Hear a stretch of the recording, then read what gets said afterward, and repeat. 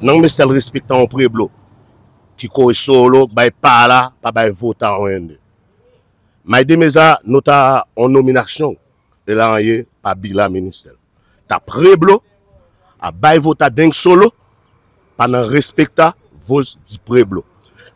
preblo di Saint-Nicolas mistel lanta pas là pendant respecter dans cas là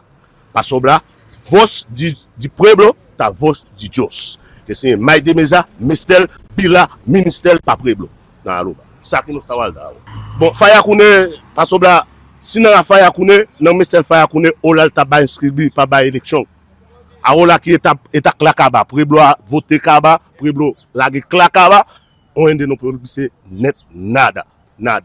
a ola qui si nan ta action comme ça sinon nan notre respect pas preblo expérience à taille tout l'un de ça AVP dans on parle de Madrid qui ça kon pas gouverneur qui ça kon pas à coup de tout le preblo dans Alouba on tout together par nos bila happy community back no ça nan ça kaba AVP ta on dit nan qui pour le prendre Alouba street Kana street ku Amol ku tout le cos les preblo mistel mais Maïdé Meza nan no marasi c'est connaît